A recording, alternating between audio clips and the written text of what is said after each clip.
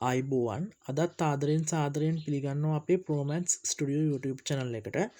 ඉතිං අදත් ඔබමා හමුවන්නේ අපි ගණන් හදම් වීඩියෝ සිරිස් එක එපිසෝඩ් 18 සමඟ. එහනම් අපියම් වීඩියෝ එකට වීඩියෝ එක තියෙන්නේ එක්සල අගේ සොයන ආකාරය. ඉතිං මූල 32 ධනමූල 50 බෙදීම මූල 6 සමානයි 27 එක්සල වර්ගය.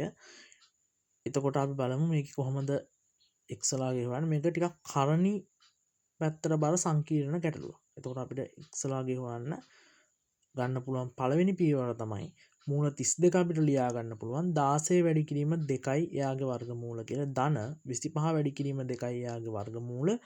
එතකොට මූල 6ත් අපිට දෙකක් ඇතුළේ ලියා ගන්න වෙන්නේ. එතකොට මූල 3 වැඩි කිරීම මූල 2 නැත්තම් මූල 3 වරක් 2. ඒක සමානයි 27යි x වල වර්ගය.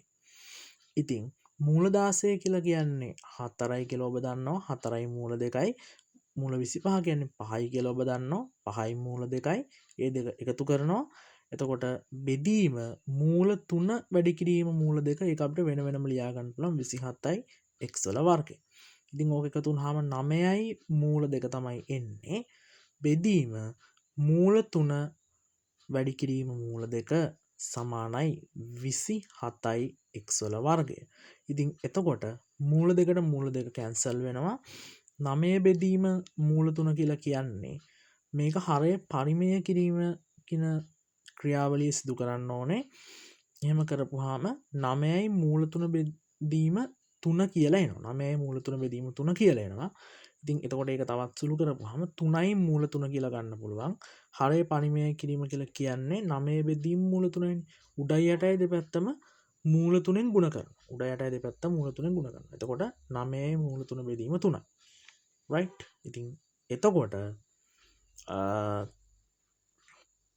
අපි 3යි මූල 3 කියලා ගන්නවා. එතකොට 3යි මූල 3 සමානයි 27යි x වල වර්ගය. හැබැයි අපි දන්නවා 27 කියලා කියන්නේ 3යි මූල 3ේ වර්ගය. 3යි මූල 3 සම්පූර්ණ එකේ වර්ගය තමයි 27 කියලා කියන්නේ.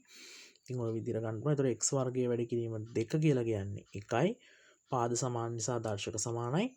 ඊට පස්සේ x වර්ග කියලා කියන්නේ දෙකෙන් එකයි x කියලා කියන්නේ ධන හෝරින 1 යට මූල 2යි. ධන හෝරින 1 යට මූල 2යි. ඕක තමයි අපිට එක්ස්ට්‍රා ලැබෙන අවසාන පිළිතුර වෙන්නේ. right. ඉතින් මම කියන්න කැමති මේ ගැටලුව ටිකක් කරණි ආශ්‍රිත තියෙන ටිකක් අමාරු පන්නේ ගැටලුවක්. මේක විශේෂයෙන්ම කරණි තියෙනවා. ඒ වගේම හරය පරිමය කිරීමේ ක්‍රියාවලිය සම්බන්ධව මේක ඇතුළත් වෙනවා. ඒ වගේම දර්ශකමය සුළු කිරීමකුත් තියෙනවා. right. ඉතින් ඔය ටිකම අන්තර්ගත ගැටලුවක් තමයි මේක. එසේනම් ලැබුවා වූ නව වසරද සුබම සුබ නව වසරක් වේවා කියලා ප්‍රාර්ථනා කරමින් එපිසෝඩ් 18 මෙතනින් නිමාවට පත් වෙනවා. ඔබ සැමට සුබ දවසක් වේවා.